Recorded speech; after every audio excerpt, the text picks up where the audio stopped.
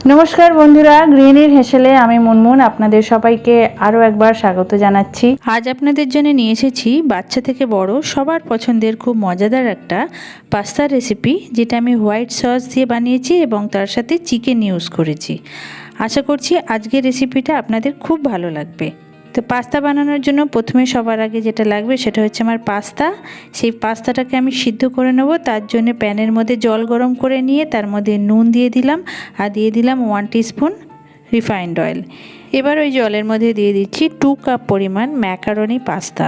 Pasta मार्केटे अनेक रकम डिजाइनेर पाওয়া যায়, আপনারা আপনাদের পছন্দমতো পাস্তা কিনে রান্নাটা করতে পারেন। গ্যাসটাকে হাই ফ্লেমে রেখে প্যানটাকে ঢাকা দিয়ে আমি 5 মিনিট ধরে পাস্তাটা বয়েল করে নিয়েছি। এরপর গ্যাসটাকে আমি অফ করে দিচ্ছি। একটু নেড়েচেড়ে দেখে নিচ্ছি পাস্তাটা কীরকম সিদ্ধ হয়েছে। একটা ছুরির সাহায্যে কেটে আপনাদেরকে দেখাচ্ছি পাস্তাটা কীরকম পারফেক্ট সিদ্ধ হয়েছে। দেখে নিন পাস্তাটা কিন্তু একদম গলেও যায়নি এবং হাতের মধ্যে চিপকেও যাচ্ছে না। এই রকম অবস্থায় পাস্তাটাকে 80% মতো সিদ্ধ করে নিতে হবে। বাকি 20% রান্না করার সময় পাস্তাগুলো সিদ্ধ হয়ে যাবে। পাস্তাগুলোকে আমি একটা ছাঁকনির সাহায্যে ভালোভাবে ছেঁকে নিয়েছি। আপনারা চাইলে ঠান্ডা জলে আরেকবার ধুয়ে ছেঁকে নিতে পারেন। এবার গ্যাস ওভেনে আরেকটা প্যানে আমি খানিকটা জল গরম করে নিয়েছি। এর মধ্যে 2 পিস আমি বোনলেস চিকেন ইউজ করছি। এখানে 200 গ্রাম বোনলেস চিকেন আমি নিয়েছি। চিকেনটা ভালো করে আমি 5 মিনিট ধরে বয়েল করে নিয়েছি। এবার চিকেনটাকে একবার উল্টে দিয়ে আরও 5 মিনিট ধরে এটাকে আমি বয়েল করে নেব, যাতে চিকেনটা পারফেক্টলি সেদ্ধ হয়। এবার ঢাকনা দিয়ে রাখছি আরও 5 মিনিটের জন্য। হাই ফ্লেমে এটাকে আমি সিদ্ধ করে নিয়েছি। এবার আমি দেখে নিচ্ছি চিকেনটা কেমন সিদ্ধ হলো। একটা চামচের সাহায্যে কেটে দেখিয়ে দিচ্ছি। দেখতে পাচ্ছেন চিকেন সুন্দরভাবে সিদ্ধ হয়েছে। এবার এটাকে একটা বোলের মধ্যে তুলে রাখছি। আর যে চিকেন স্টকটা থাকছে এটা আমি রেখে দিচ্ছি। এটা আমি পাস্তা রান্না করতে ইউজ করব, এটা ফেলে দেবেন না। চিকেনটা আমার ঠান্ডা হয়ে গেছে। এবার চিকেনের পিসগুলো আমি ভালো করে ছিঁড়ে নিয়েছি। দেখতেই পাচ্ছেন ছোট ছোট আকারে এটাকে আমি ছিঁড়ে নিয়েছি। এরপর গ্যাস ওভেনে আর একটা প্যান বসিয়ে নিয়েছি। প্যানের মধ্যে এবার দিয়ে দিচ্ছি 2 টেবিলস্পুন রিফাইন্ড অয়েল। তেলটা গরম হয়ে গেলে এর মধ্যে দিচ্ছি 1 টিস্পুন কুচানো রসুন। রসুনটা আপনারা চাইলে থেতো বা বেটেও দিতে পারেন।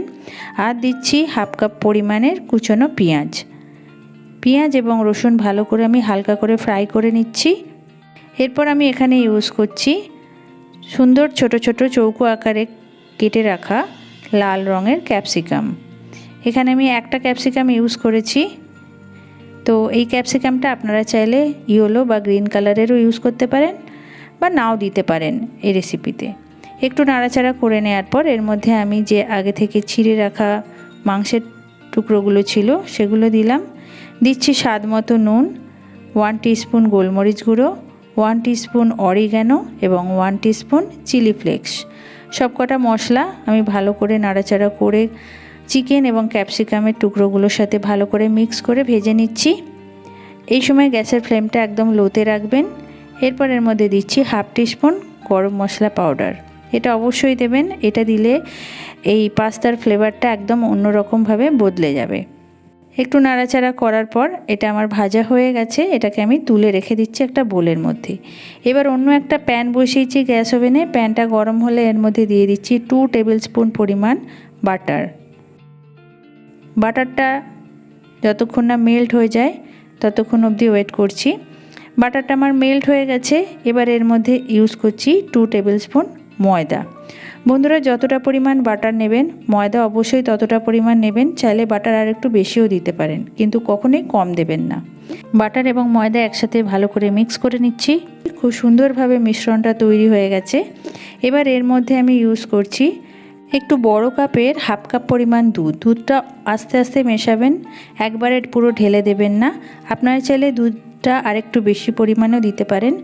দুধটা আমি ভালো করে ময়দা এবং বাটারের সাথে মিক্স করে নিচ্ছি, যতক্ষণ না পরিমাণ ভেতরে যে লাম্পসগুলো থাকে সেগুলো একেবারে স্মুথলি মিক্স হয়ে যায় ততক্ষণ পর্যন্ত এটাকে নেড়েচেড়ে ভালো করে মিক্স করতে হবে। এটা মিক্স হয়ে গেলে এর মধ্যে আমি যে আগে থেকে চিকেন স্টকটা রেখে দিয়েছিলাম সেই 1 কাপ পরিমাণ চিকেন স্টক এখানে আমি ইউজ করলাম। চিকেন স্টকটা আপনারা চাইলে আরেকটু বেশিও ইউজ করতে পারেন। আপনারা যে পরিমাণ পাস্তা নেবেন সেই অনুযায়ী কিন্তু জিনিসগুলো দিতে হবে। এরপর স্বাদের জন্য দিচ্ছি নুন, 1 টিস্পুন চিনি। চিনিটা কিন্তু অবশ্যই দিতে হবে। দিচ্ছি হাফ টিস্পুন গোলমরিচ গুঁড়ো এবং হাফ টিস্পুন অরিগ্যানো। অরিগানো না থাকলে আপনারা মিক্স হার্ব ইউজ করতে পারেন, আর সেটাও যদি বাড়িতে না থাকে তো এটা ছাড়াই রান্নাটা করতে পারেন। তো সব কটা জিনিস আমি ভালো করে মিক্স করে নিচ্ছি। এই সময় গ্যাসের ফ্লেম একদম লোতে রেখেছি। ধীরে সুস্থে মিক্স করা হয়ে গেলে এর মধ্যে আমি ভেজে রাখা চিকেন ক্যাপসিকামের টুকরোগুলো দিয়ে ভালো করে আবারও আমি সসের সাথে মিক্স করে নিচ্ছি। এই হোয়াইট সসটা খেতে ভীষণই সুন্দর হয়, আর তার সাথে যদি চিকেন এবং ক্যাপসিকাম পড়ে তাহলে তো আর কথাই নেই। এরপর সিদ্ধ করে রাখা পাস্তাগুলো অল্প অল্প করে এর মধ্যে আমি দিয়ে ভালো করে মিক্স করে নেব। গ্যাসের ফ্লেমটা এখনও কিন্তু লোতেই রাখা আছে, বেশি হাই করে ফেলবেন না, তাহলে কিন্তু তলার অংশটা ঘন হয়ে যাবে, পাস্তা খেতে ভালো লাগবে না। একদম আস্তে আস্তে ফুটছে, এই অবস্থায় এর মধ্যে আমি দিয়ে দিচ্ছি 2টো চিজের স্লাইস। আপনারা এরকম চিজের বদলে যদি চিজের কিউব কিনতে পান বা চিজ যদি গ্রেট করে দিতে চান সেভাবেও দিতে পারেন। তো এইভাবে আমি চিজটা দিয়ে দিলাম। চিজ কখনোই কিন্তু আগে দেবেন না, চিজটা যখন রান্নার একদম শেষ মুহূর্তে হবে সেই সময় কিন্তু চিজটা দেবেন, তাতে টেস্টটা আরও ভালো আসবে এই হোয়াইট সস পাস্তা উইথ চিকেনের। তো আমি ভালো করে নাড়াচাড়া করে চিজটা পাস্তার সাথে মিক্স করে নিয়েছি। যতক্ষণে চিজটা পাস্তার সাথে ভালো করে মিক্স হয়ে যায় ততক্ষণ কিন্তু একটু নাড়াচাড়া করে মিশিয়ে নিতে হবে। তো আমার white sauce pasta with chicken তৈরি হয়ে গেছে, অর্থাৎ চিকেন দিয়ে হোয়াইট সস পাস্তা খেতে অনবদ্য লাগে। একটা বোলের মধ্যে এবার আমি এটা সার্ভ করে নিচ্ছি। বন্ধুরা, আজকের রেসিপিটা আশা করছি আপনাদের ভালো লাগবে, কারণ এটা সত্যি খেতে ভীষণ সুন্দর, বাচ্চা থেকে বড় সবারই ভালো লাগবে। বাচ্চারা তো বিশেষ করে এটা খুবই পছন্দ করে। আমার বাড়িতে বাচ্চা আছে তাই বলতে পারছি যে সত্যি এটা খুবই লোভনীয় এবং সুস্বাদু একটা পাস্তার রেসিপি। আজকের রেসিপিটা আপনাদের যদি ভালো লেগে থাকে তাহলে আমার এই রেসিপিটাকে লাইক এবং শেয়ার করবেন। কেমন লাগলো আমাকে কমেন্ট করে জানাবেন। অবশ্যই আপনাদের যদি ভালো লাগে তবেই কমেন্ট করবেন, আর ভালোবেসে আমার চ্যানেলটাকে সাবস্ক্রাইব করে আমাকে সাপোর্ট করবেন, কারণ আপনাদের সাপোর্ট ছাড়া আমি একটুও এগোতে পারবো না। তাহলে আজকের মতো বিদায় নিচ্ছি, আবার দেখা হচ্ছে নেক্সট উইক এইরকমই কোনো সুন্দর রেসিপির সাথে। ততদিন সবাই ভালো থাকুন, সুস্থ থাকুন, নমস্কার।